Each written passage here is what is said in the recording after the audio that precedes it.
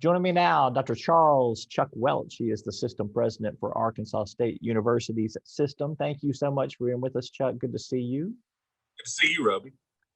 Let's begin with Jimmie Lou Fisher. You worked for her and were around her a lot, particularly in your early days of cutting your political teeth in Arkansas politics here. For people who did not know Jimmie Lou Fisher, what type of public servant, what type of personality was she? Well, I mean, she was a treasure, Roby.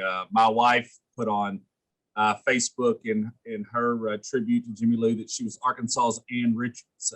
She was someone who, she much preferred a hug over a handshake. She was someone who constantly reminded me that it's about doing the right thing and about taking care of people.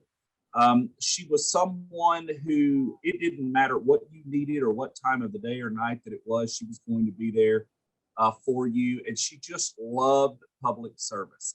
She was an absolutely the kind of person that we would all want to be.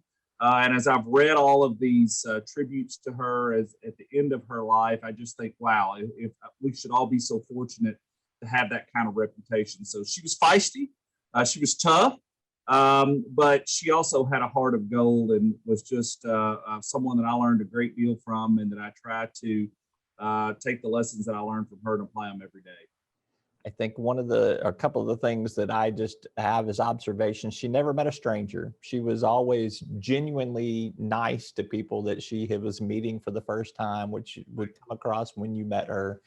And I think too, she was always willing to boost that next generation of public servants. She never seemed to lose track that, a lot of politicians, as they get older, they want to kind of amass that power and influence that they have. She was willing to share it and push that off and lift other people up. I think that's one of her greatest attributes. Oh, without question. I was moving back from Washington, D.C., and Senator Pryor was retiring, and I was asking him, what do I do next? And I'll never forget, he said, you need to go work for Jimmie Lou Fisher. I'll put in a call. She's somebody that just really loves to help young people figure out what their next steps are. And he was absolutely right. I'll never forget the first meeting I had with her in her office, and she asked me what I wanted to do, and I really didn't know.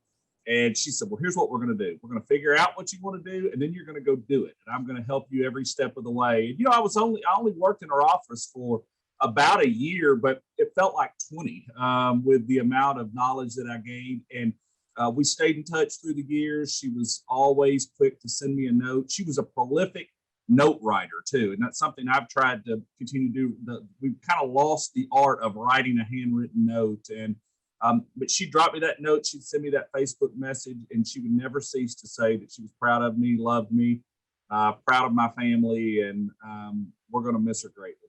Yeah. All right. Well, we have done quite a tribute to her on the program this week, so thank you for sharing your thoughts on that. Two other ASU issues. Let's begin first. Henderson State, there was a press conference last week. We see the governor of the Department of Education, obviously ASU deeply committed to Henderson State's future. Have been some criticisms from some people, particularly some of the faculty that will be letting go there, some of the students who won't get to complete some of the degrees that they hope to complete perhaps there. Kind of explain a little bit of how you are doing as much as you can. Can you do more for those critics? Well, absolutely. I mean, first of all, I would say, Roby, that the press conference last week was about what the future looks like and moving forward. We have talked about the difficult past, the past 5 to 7 years, maybe even, of challenges, and now we're ready to try to move forward and reimagine a new Henderson.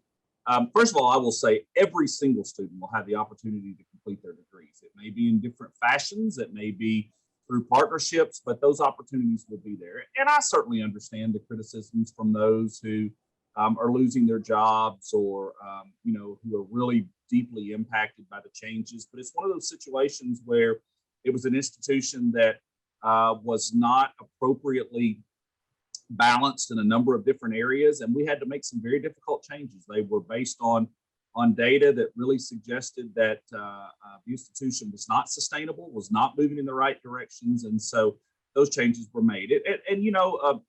Change is hard, and leadership is hard, but I'm really proud of the team that is continuing to fight and work hard. We're excited about some of the things that are will be coming forth in the next few weeks, and we'll be announcing. We're excited about the new partnerships that are being developed with both the State Department of Education, other institutions, even some private sector entities, and you'll hear more about that coming forward. But it's a long-term recovery process. The institution didn't get into this place overnight. They're not going to get out of it overnight.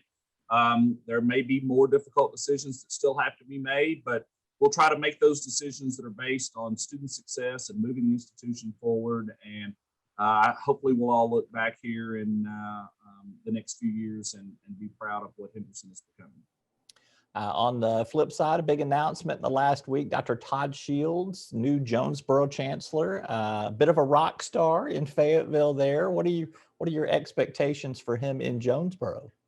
Well, I think rock star is an appropriate word, and I think that there's been a lot of shock that he's coming over to the other side of the state. But I've known Todd for a long time and have followed his career, and he came to the University of Arkansas as a very young professor about the time that I was graduating, and you know, since that time I've kept an eye on him, and he's not only a rock star academician, a wonderful leader, he's just a good person. And when he came and interviewed and talked about the vision that he had for Arkansas State, when he talked about the growth potential he thought we could bring from both student enrollment as well as from fundraising, when he talked about community engagement, he got people excited. I was already excited, but he got people in that community excited. And so he'll join us in about a month, and we're really expecting him to bring that same degree of energy and leadership and to the northeastern part of the state. And I tell you, I had a call from a colleague who described his hiring as a coup